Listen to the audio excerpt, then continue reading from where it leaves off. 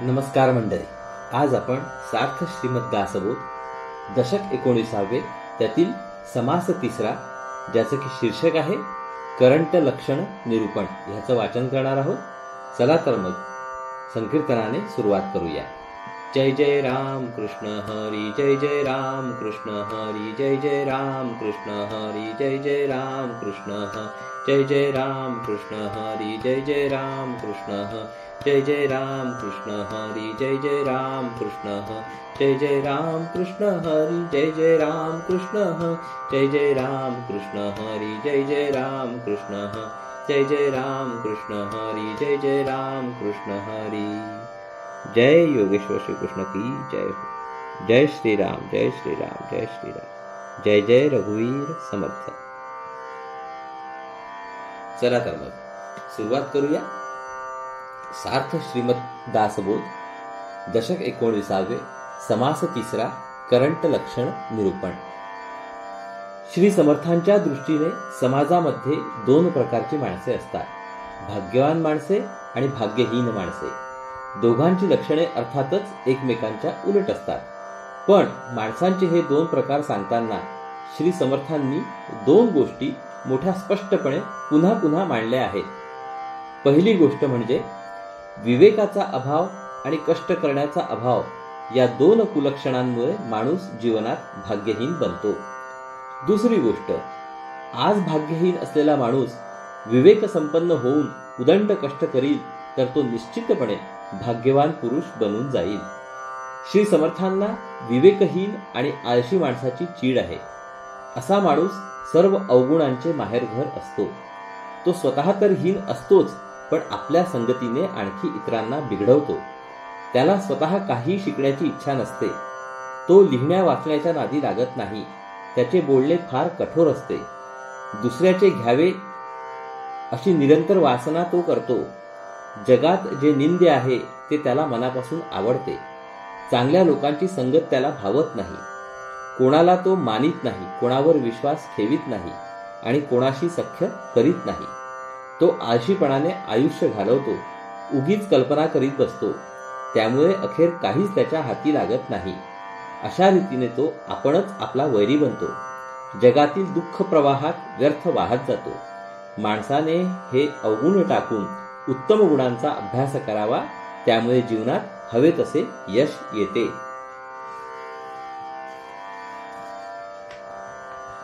संत स्वतः भाग्यवान व ज्ञानवान असतात. भाग्यहीन ज्ञानहीन माणसाची लक्षणे तोंडावाटे काढणे देखील त्यांना जड जाते.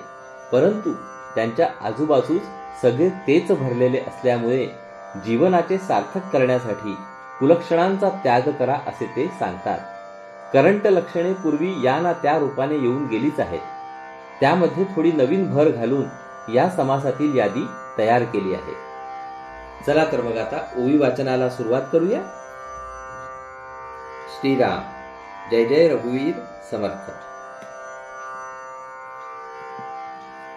सूचित करुनी अंतःकरण ऐका करंट लक्षण, हे त्यागिता सदैव लक्षण आंगी बाणे. अंतःकरण एकाग्र करून करंट्याची लक्षणे ऐकावी. त्यांचा त्याग केल्याने भाग्यवानाची लक्षणे अंगी बाणतात.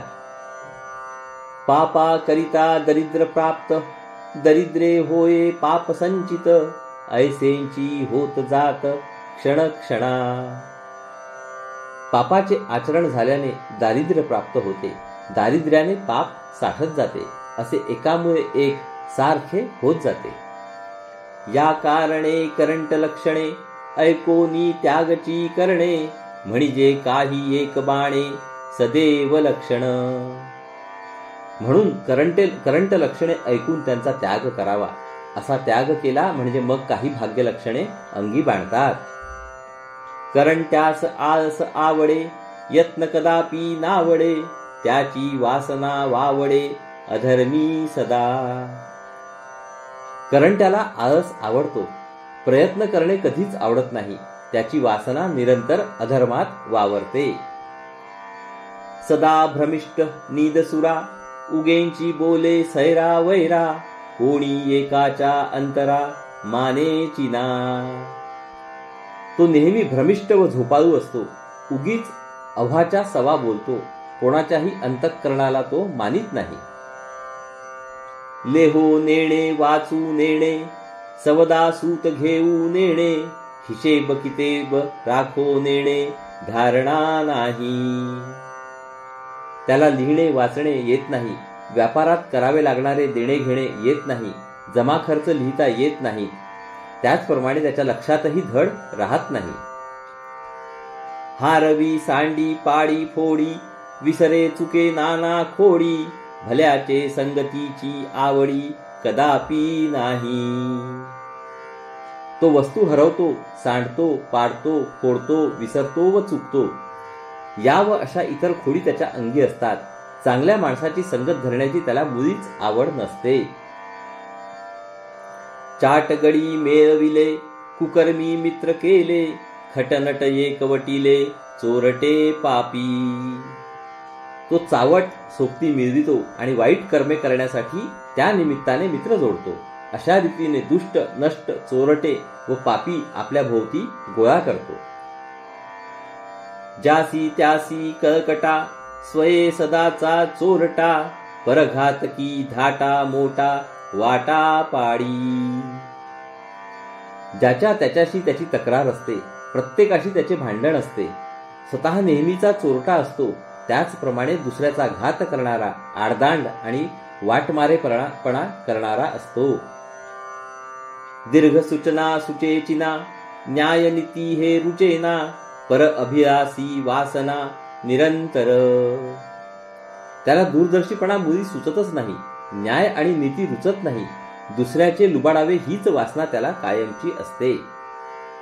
आळसे शरीर पाळिले, परंतु पोटे विण गेले, सुडके मिळेनासे झाले पांघरया.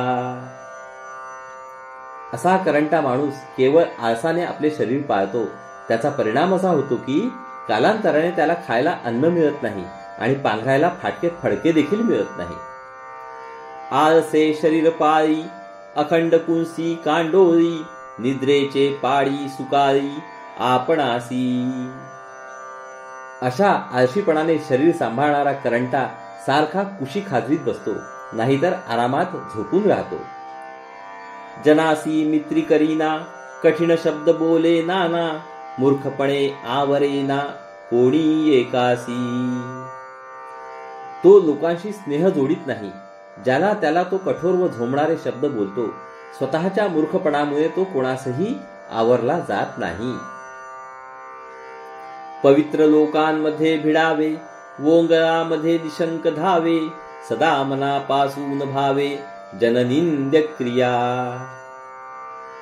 पवित्र लोकांमध्ये जायला त्याला संकोच वाटतो, पण अपवित्र व घाणेरड्या लोकांमध्ये तो निशंकपणे मिसळतो.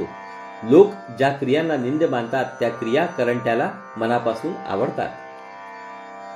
तेथे कैचा परोपकार, केला बहुतांचा संहार, पापी अनर्थी अपस्मार सर्व अबद्धी. करंट्यापाशी परोपकाराची गोष्टच बोलायला नको. तो पुष्कळांना जीवे मारतो. तो पापी, अनर्थ घडवून आणणारा, लहरी आणि सर्व दृष्टींनी असंबद्ध असतो. शब्द सांभाळून बोलेना, आवरिता आवरेना, कोणी एकासी मानेना बोलणे त्याचे. बोलताना शब्द सांभाळून तो बोलत नाही. त्याचे बोलणे कोणी आवरू म्हणेल तर ते आवरले जात नाही. त्याचे बोलणे कोणालाच आवडणारे नसते. कोणी एकास विश्वास नाही, कोणी एकासी सख्य नाही, विद्या वैभव काहीच नाही, उगाची ताठा. त्याचा कोणावर विश्वास नसतो. त्याचे कोणाशी सख्य नसते. विद्या वैभव वगैरे काही सुद्धा जवळ नसून उगीच अभिमान मात्र त्याच्यापाशी खूप असतो. राखावी बहुतांची अंतरे, भाग्य येते तदनंतरे, ऐसी हे विवेकाची उत्तरे ऐकणार नाही.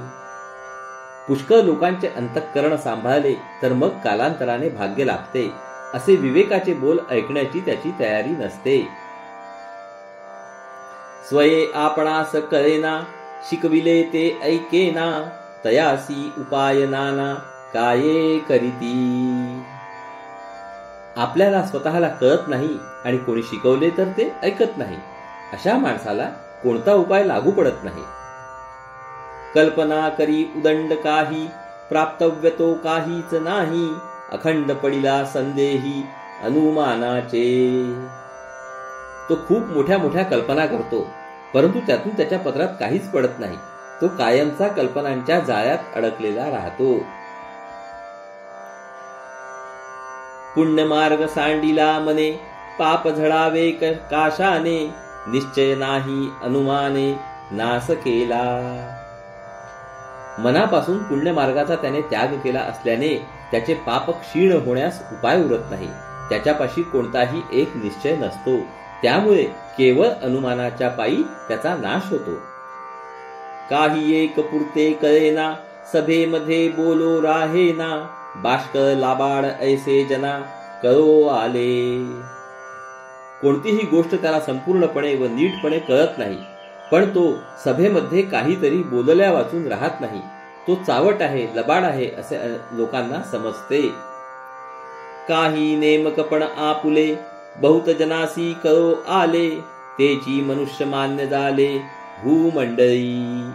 ज्या माणसाच्या जीवनात काहीतरी निश्चितपणाचे वागणे आढळते आणि ते पुष्कळ लोकांना कळते, त्याच माणसाला जगात मान्यता मिळते.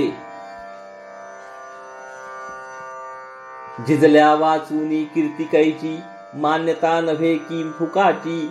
जिकडे तिकडे होते चीची अवलक्षणे. शरीराने, मनाने व पैशाने झिजल्या वाचून जगात कीर्ती मिळत नाही. जगाकडून मान्यता काही फुकट प्राप्त होत नाही. ज्याच्या अंगी कुलक्षणे असतात त्याची जिकडे तिकडे छिथू होते. भल्याची संगती धरीना, आपणासी शहाणे करीना. तो आपला आपण वैरी जाणा, स्वहित नेणे.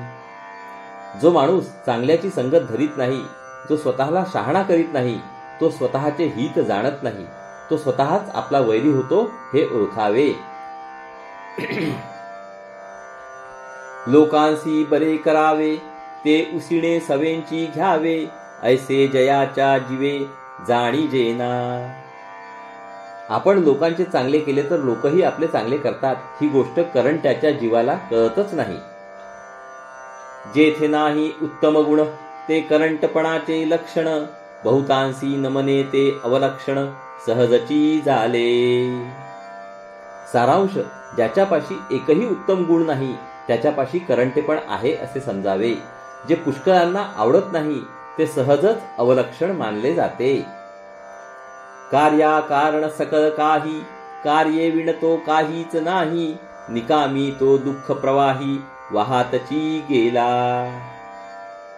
कार्याच्या निमित्ताने सगळे लोक एकमेकांना विचारतात. काही कार्या वाचून कोणी कोणास विचारित नाही. म्हणून जो मनुष्य कोणत्याही कामास उपयोगी पडत नाही त्यास कोणी विचारित नाही. तो दुःखाच्या प्रवाहात वाहत जातो. बहुतांशी मान्य थोडा, त्याच्या पापासी नाही जोडा. निराश्रयी पडे उघडा, जेथे तेथे. जो पुष्कळांना मान्य नसतो, जो पुष्कळांना आवडत नाही, त्याच्या पापाला जोड नाही. तो मोठा पापी समजावा. त्यास कोणी कुठेच आश्रय देत नाही. तो सर्व ठिकाणी उघडा पडतो. या कारणे अवगुण त्यागावे, उत्तम गुण समजून घ्यावे. तेणे मना सारिखे ठावे, सकळ काही. म्हणून माणसाने आपले अवगुण टाकावे, उत्तम गुण समजून अभ्यासावे. असे केले तर सगळे काही मनाप्रमाणे घडून येते. इति श्रीदास बोधे गुरु शिष्य संवादे करंट लक्षण निरूपण नाम समास तिसरा. तर श्रोते हो, अशा रीतीने आपले या ठिकाणी दशक 19व्या मधील समास तिसऱ्याचे वाचन पूर्ण झाले आहे. हरिओम तत्सत, हरिओम तत्सत, हरिओम तत्सत. हरे कृष्ण कृष्ण कृष्ण हरे हरे, हरे राम राम राम हरे हरे, हरे कृष्ण कृष्ण कृष्ण हरे हरे, हरे राम राम राम हरे हरे, हरे कृष्ण कृष्ण कृष्ण हरे हरे, हरे राम राम राम हरे हरे, हरे कृष्ण कृष्ण कृष्ण हरे हरे, हरे राम राम राम हरे हरे, हरे कृष्ण कृष्ण कृष्ण हरे हरे, हरे राम राम राम हरे हरे, हरे कृष्ण कृष्ण कृष्ण हरे हरे, हरे राम राम हरे हरे, हरे कृष्ण कृष्ण कृष्ण हरे हरे, हरे राम राम राम हरे हरे, हरे कृष्ण कृष्ण कृष्ण हरे हरे, हरे राम राम हरे हरे, हरे कृष्ण कृष्ण कृष्ण हरे हरे, हरे राम राम हरे हरे, हरे कृष्ण कृष्ण कृष्ण हरे हरे, हरे राम राम हरे हरे, हरे कृष्ण कृष्ण कृष्ण हरे हरे, हरे राम राम हरे हरे, हरे कृष्ण कृष्ण कृष्ण हरे हरे, हरे राम राम हरे हरे। जय योगेश्वर श्री कृष्ण की जय हो। जय श्री राम जय श्री राम जय श्री राम, जय जय रघुवीर समर्थ। चला तर मंडळी, पुढील भागात परत भेटूया। नमस्कार। हरिओम हरिओम हरिओम हरि